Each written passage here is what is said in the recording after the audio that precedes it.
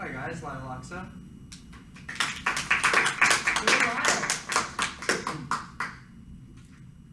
What is it that you guys see here? I know it might be a small desert city, and that's exactly what it was 50 years ago. Though in just one generation, Dubai has grown from a desert trading port to the competitive entertainment and sales capital you see here. I chose this topic to talk about my speech because I've known about Dubai for a long time, and I'm really tech savvy. In my audience analysis, you guys said you were really interested in technology too, so I picked this. Being interested in it, I wanted to take this opportunity not only to share with you guys about Dubai, but learn about it more myself. I spent hours watching documentaries, reading articles, journals, and talking to people about Dubai who knew about it. The purpose of this speech is so I can inform you guys about Dubai, the interesting attractions it has, some of the controversy that goes along with it, and the growth it's seen in the past few years. First, we'll talk about the growth it's seen in the past 50 years, then the entertainment and attractions the city has, followed by some issues revolving Dubai today. So we'll start off with the recent history Dubai has had. This desert city, or INSEAD, Graduate and Undergraduate Association Worldwide, released a survey for their alums recently that found that Dubai is claimed to be the #1 city in the world in terms of professional and private living. So how is it that this small desert town moved from that to this? Well, after watching some documentaries, I learned that the UAE is just really good at spending their money. For those of you who don't know, the UAE is right here next to Saudi Arabia and Iran. It's a relatively new country being formed in 1971, and it has 7 emirates within it. These emirates are like mini countries that build up one federation, and Dubai is my favorite emirate. Being the 4th leading country in the world for oil revenue, this country has grown so much based off of its trade. In 1978, they opened the Dubai World Trade Center, which, along with the trading port of Jebel Ali the next year, brought tons of interest and sales to the country. A few years later, the Emirates themselves opened an airline, which not only brought people through, but to Dubai.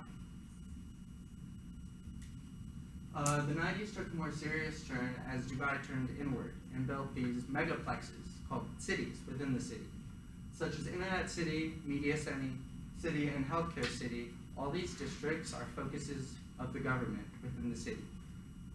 In 2002, they turned outward and looked towards investing in an international finance center, which is a currency hub for all trade here in the Middle East. They opened the Palm Jumeirah, which is one of the 3 man-made palm-shaped islands that they have as attractions there. This brought in tons of speculation and interest from around the world. 2009 and 2013, they invested back in themselves with a metro line and an e-government connecting all the citizens. And in 2013, the Al Maktoum International Airport was established, being the biggest aviation sale of all time.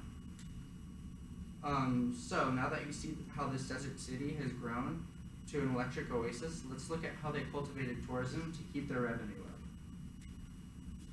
up. They established their own culture by opening the Dubai World Cup, which is one of the most prestigious thoroughbred horse races in the world today. Attracting shopping fanatics, they host the Dubai Shopping Festival every year, which is known as the City of Gold. Attracting vendors from all over the world, they offer not only goods but cuisine that can only be found in one place right here during this time of year. To attract entertainment heads, they have the Dubai International Film Festival every year. And to cultivate nightlife within its own society, just like those mini cities, they have a festival city with the only goal being entertainment. And if these 4 attractions don't interest you, planetware.com, a leading touristing site, recommended these 4 sites as the most beautiful in all of Dubai. The Burj Al Arab is their premium hotel, which is the only 7-star hotel in the world.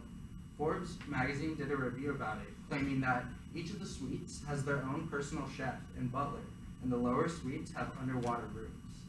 To push it even further, they built a Burj Khalifa. Standing at 830 meters, it's the tallest building in the whole world, and in the shiny center of their city. From the top of it, you can easily see the Palm Islands, or go back to space and still see them. Next to the Palm Islands is the World of Worlds, which is a collection of man-made mini-islands, 300 of them to be exact, which are all purposefully made to be sold as fantasy resorts, private estates, and beaches. Now that you can see that there's something for everyone, what could the downside be? When I was doing my research, I was talking to my friend Chandler and his roommate about this, who knew a lot about the topic.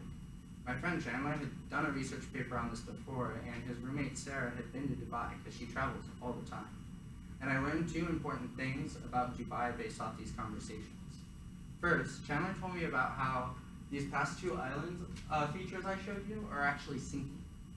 I looked into it deeper, and an article by The Telegraph said that these islands are eroding back into the sea, and the canals between them are filling with silt, making it hard to travel. While there's 300 of them, and over 70% of them have been sold for millions of dollars each, I don't know what Dubai is going to do about this.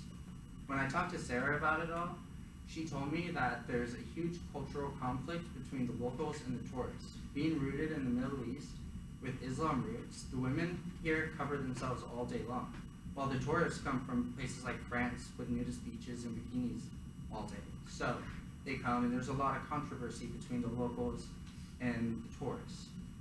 And there's a question where the point is where you respect one another, being that tourism is the biggest revenue for them now, where culture is what your country is built off